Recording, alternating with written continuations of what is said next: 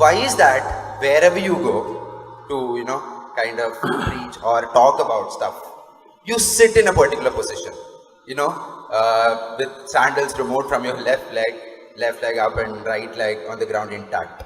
Is it your style, or is it the way that one person should sit?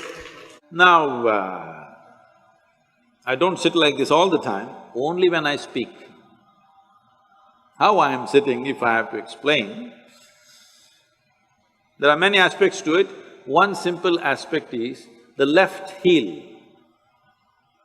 The left heel is… there is a point on the left heel that today the medical sciences are calling it as the Achilles. You heard of that? You heard of the man? Achilles? You heard of the man? You saw the movie? You didn't see the movie? Troy? You didn't see? Very innocent boy. So, you put your Achilles to what is called as Muladhara or the perineum in your body.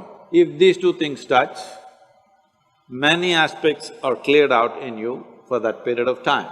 Many aspects means your thoughts are clear, your emotions are out, and there is a very clear perception of what's happening around you. You heard that Achilles was killed because an arrow was shot to his heel. You don't believe if somebody hurts your heel, you will die, isn't it so? But Achilles died that way. And there's another person who died that way in India way before him. Yesterday was his birthday, Krishna Janmashtami. He also died this way. What this is trying to tell you is, they were killed in an expert way, not just slitting your throat or breaking your head, but just putting a point at the Achilles, so they had to die. So there is a certain system, energy system in the body. If that point of Achilles is in touch with your Muladhara, when you sit like this, there is a certain balance. And how balanced you are, how clearly you see things and how well you do things, simply depends on how much you are in sync with everything else around you.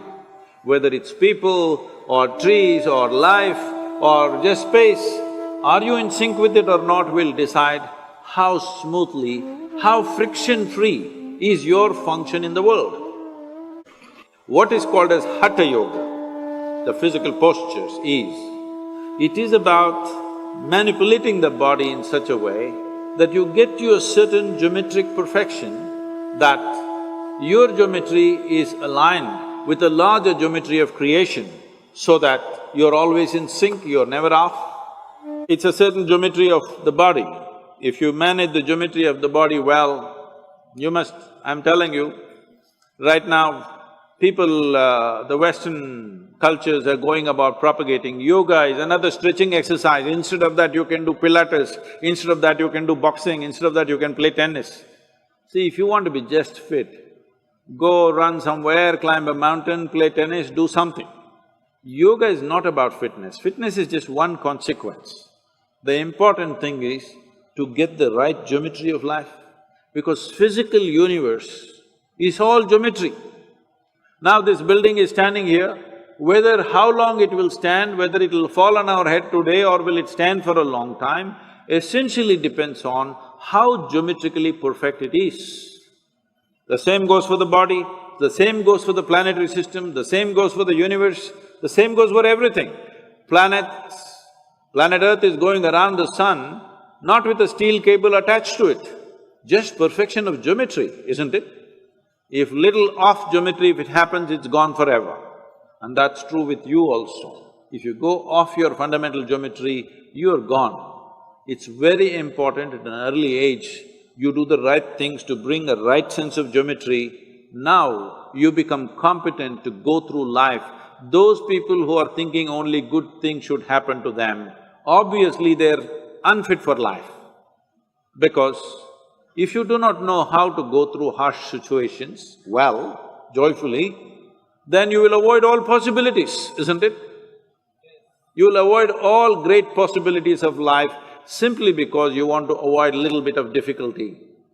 Only when you're geometrically in a certain state of congruence, then you're willing to go through any situation, no matter what it is.